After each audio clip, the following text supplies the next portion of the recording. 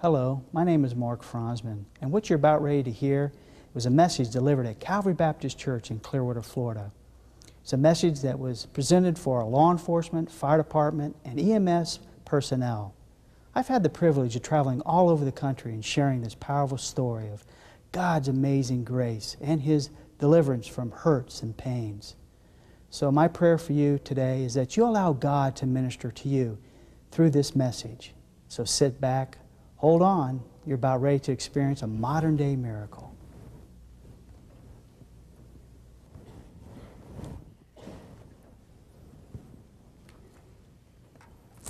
Well, good morning. Well, it's an honor to stand here before my family church, and Pastor, it sure is a different point of view standing up here than out there, I assure you. This morning we're here to honor our law enforcement, fire department, and EMS personnel. And these members of those professions, in my opinion, are our modern-day heroes.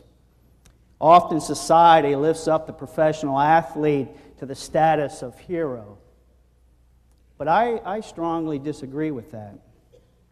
See, Warren Sapp is not called upon to track down a serial killer or serial rapist. He's not called upon to go into a structure that has been barricaded by an armed fugitive. Michael Jordan is not called upon to enter a burning building to look for victims, maybe fallen and trapped under debris. Mark McGuire is not expected to rush to a medical emergency and start a stopped heart or piece back together a broken body of an accident victim. No, none of these athletes are asked to work on holidays, night shifts, and on occasion, in the midst of a hurricane, leave their families to go out in the community to make sure everybody else's family is okay. But our professionals here this morning are asked to do that and expected to do that, and often without as much as a thank you. The professional athlete with their absorbent salaries are entertainers. Our firemen, our EMS, and our law enforcement personnel are our modern-day heroes and should be recognized as such. I, along with this congregation, thank you for your endless dedication, your professionalism in making our families' lives that much safer. And to Pastor Anderson, Danny Bennett, I thank you for having a heart for this community to see fit to put this type of ministry together and to hold a special service for our heroes. And for all the hard work that you two put in to put this all together and to prepare a wonderful lunch that's going to await us after this service, I personally thank you. You know, as Christians, we're bombarded daily by the enemy. And often we need just some words of encouragement from time to time. And my hope is this morning that you allow me just to be an instrument of encouragement to you.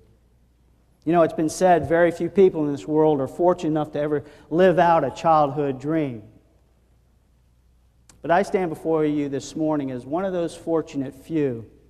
See, growing up, I only had but one childhood dream, and that was to be a police officer. Through grade school, kindergarten, before I could even write, at the end of the school year, the teacher would ask the kids, "What do you want to be when you grow up?" And they would write our answer on the back of those report cards. Well, my mom, being the mom that she is, saved those report cards. And a few years ago, as I looked through that, I was amazed at my response. Every year, what do you want to be when you grow up? I want to be a police officer. In 1979, I started my career with the City of Dunedin Police Department. And when they had contacted me and said, "Listen, Mark, you passed all the tests, we're going to send you to the academy," man, I was excited about that. That was a dream, a childhood dream, coming true. But little did I know at the time, all my dreams would come crashing down around me because of a drunk driver. And because of that drunk driver, I was killed in the line of duty. I was pronounced dead at the scene. And that's a story I want to share with you this morning. Halloween night, 1980, a drunk driver pulling out of what used to be the Brown Derby restaurant up in the countryside area. It's Tony's Roma's Ribs and Macaroni Grill now. But back in the 80s, there was one large restaurant, the Brown Derby. And as a drunk driver pulled out of there, Halloween night, Another drunk driver, northbound on 19, broadsided him. One of those drivers were killed. The bodies were removed, but the wreckage remained, because in law enforcement, when we investigate a fatality crash, the wreckage remains for quite some time because we take a lot of photographs and measurements for criminal and civil purposes. My job was very simple. It was to go out there and direct traffic around that wreckage so the highway patrol could do their homicide investigation. At 2 in the morning, more than a quarter of a mile away, as a driver, you could see the emergency lights flashing down the road. So you knew you were approaching something very, very serious. Our natural tendency is to slow down.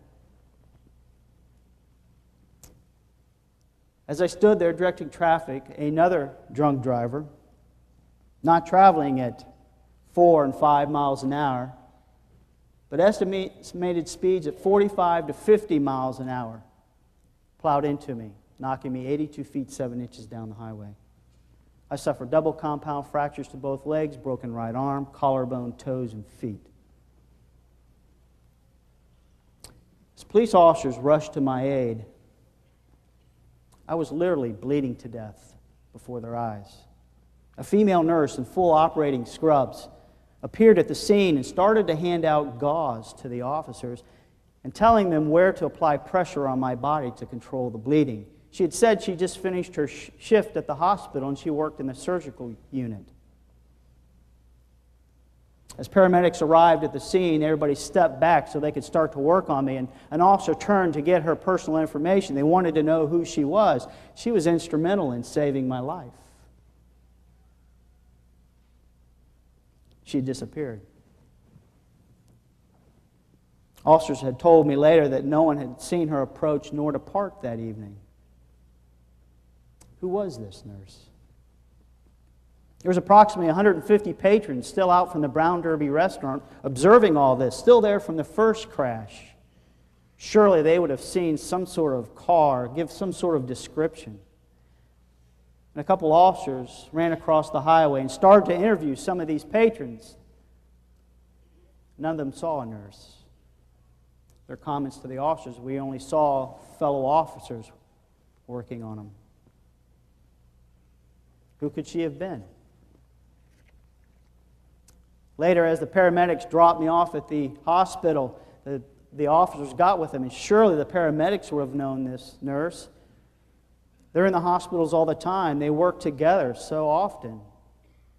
And as they asked the paramedics, who was this nurse, the paramedics said that they never saw a nurse, just the officers.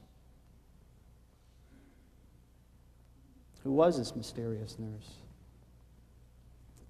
Our communications division within the police department called area hospitals, gave a description, told her what she was wearing, what she said. She just got off her shift, out of surgery.